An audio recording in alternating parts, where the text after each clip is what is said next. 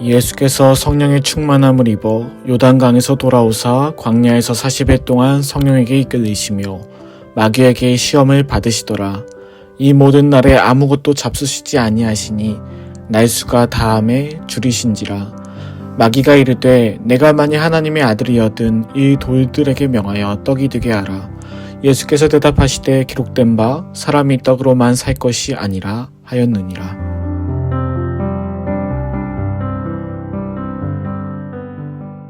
좋은 아침입니다. 이번 주는 예수님께서 본격적인 사역을 시작하시기 전 광야에서 마귀에게 받은 3가지 시험에 대해 살펴보겠습니다. 오늘은 그 첫 번째 시험을 살펴보겠습니다. 첫 번째 시험은 결핍에 대한 시험이었습니다. 예수님께서는 허허벌판인 광야에서 40일간 금식하여 지내셨습니다. 2절의 표현대로 아무것도 잡수시지 못하였고 매우 배가 고픈 상태셨습니다. 음식에 대한 결핍, 영양에 대한 결핍, 맛에 대한 결핍이 있었겠지요. 마귀는 예수님에게 말합니다. 이 돌들도 떡덩이가 되게 해보라. 그런데 이 말 바로 전에 마귀는 조건부를 붙입니다. 내가 만일 하나님의 아들이라면 이라고 합니다. 예수님의 정체성은 무엇입니까? 하나님의 아들입니다. 마귀는 지금 예수님의 배고픔만을 시험하는 것이 아니에요. 오히려 배고픔이 시험이었다면 40일 금식 기간에 이미 먹을 것을 계속 주려고 했겠죠. 오늘 본문은 표면적으로 보면 음식, 영양, 맛에 대한 결핍으로 보입니다. 배고픔이 문제라고 보이지요. 이 역시 어느 정도는 맞을 수 있습니다. 그러나 마귀는 굳이 금식이 다 끝난 다음, 즉 음식을 먹어도 될 때, 배고픔에서 자유함을 얻을 수 있을 때 시험합니다. 마귀가 시험하고자 했던 것은 예수님이 정말로 하나님의 아들이냐에 있었습니다. 예수님의 정체성을 시험하고자 했던 것이죠. 즉 예수님 자신에 대한 근본적인 질문을 하고 있는 것입니다. 물론 아시다시피 예수님은 광야에서의 시험 모두 말씀으로 이겨내십니다. 오늘 예수님께서 이겨낼 때 사용하신 4절에서 인용하신 말씀은 신명기 8장 3절입니다. 그리고 저는 원활한 이해를 위해 신명기 8장 2절부터 읽어드리겠습니다.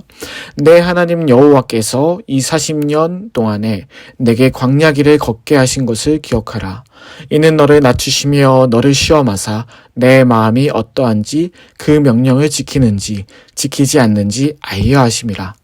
너를 낮추시며 너를 줄이게 하시며 또 너도 알지 못하며 내 조상들도 알지 못하던 만나를 내게 먹이신 것은 사람이 떡으로만 사는 것이 아니요 여호와 입에서 나오는 모든 말씀으로 사는 줄을 내가 알게 하려 하심이니라.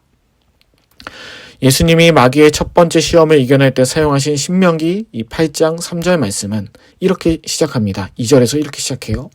40년간 광야길에 걷게 하신 하나님을 기억하라.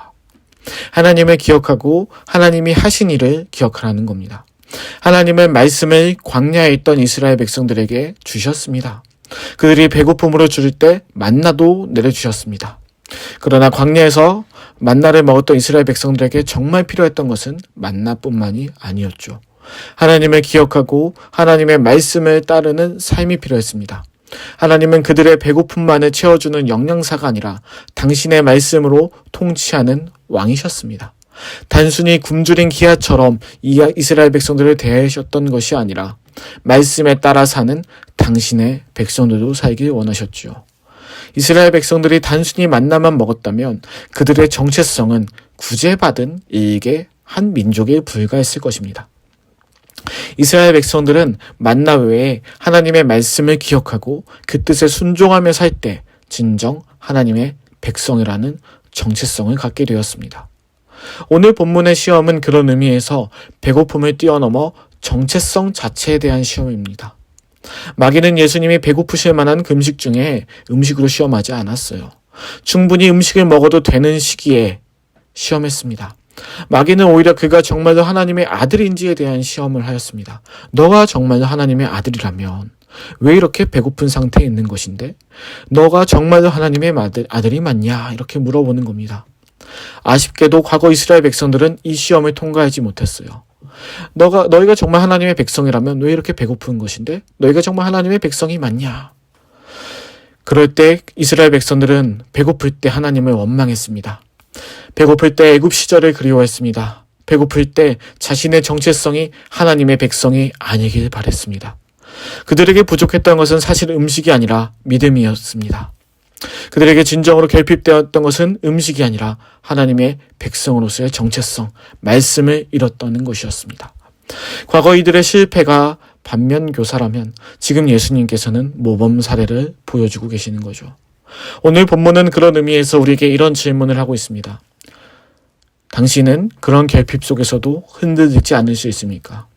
당신은 그런 부족하고 촉박한 상황 속에서도 하나님의 백성으로 살아갈 것입니까? 당신은 그런 간절함과 굶주림 속에서도 하나님의 말씀을 기억하며 살 수 있습니까? 우리의 삶에는 여러 가지 결핍들이 많이 있습니다. 돈이 조금만 더 있었어도 하면서 놓치게 된 재물적 결핍들. 그 자격을, 그 지위만 있었어도 라면 느끼는 사회적 지위에 대한 결핍들. 그 사람, 그 아이를 내가 좀만 더 잘 이해했더라면 생각하는 관계적 결핍들. 도무지 알 수 없고 도무지 모르겠다라고 스스로에게 오는 결핍들. 우리 삶에는 이런 결핍들이 늘 있습니다. 아무리 물을 주어도 계속해서 갈증을 느끼는 식물처럼, 아무리 음식을 먹어도 시간이 지나면 배고프다고 징징거리는 동물들처럼 우리가 사는 세상에는 이런 결핍들이 늘 있어요. 어떤 사람들은 그래서 10가지 중에 한 가지가 결핍을 느끼면 그 한 가지가 아쉽다고 거기에만 몰두해요. 요즘 시험 기간에 아이들 보세요. 한 문제 틀린 아이들이 오히려 더 울어요. 이렇게 우리는 때로 만족하기보다는 부족한 일부에 갈증을 느끼는 경우들이 더 많이 있습니다. 우리 삶에 있는 유형적, 무형적 많은 자원들의 한계가 있기 때문입니다. 마귀는 이런 한계에 부딪힌 우리의 결핍에 집중하게 만듭니다. 그러면서 감사하는 삶, 만족하는 삶을 앗아가고 끝내 하나님의 말씀을 기억하며 사는 삶보다 이런 허황된 부족함을 해결하기 위한 삶만 살게 만듭니다. 하나님의 백성으로서의 정체성을 점차 잊게 만들고 그저 이 땅에서 먹고 사는 사람으로 만드는 거죠. 우리는 하나님의 백성입니다. 그것은 하나님께서 우리에게 주신 많은 축복들 중에 가장 귀한 말씀이 있기에 가능합니다.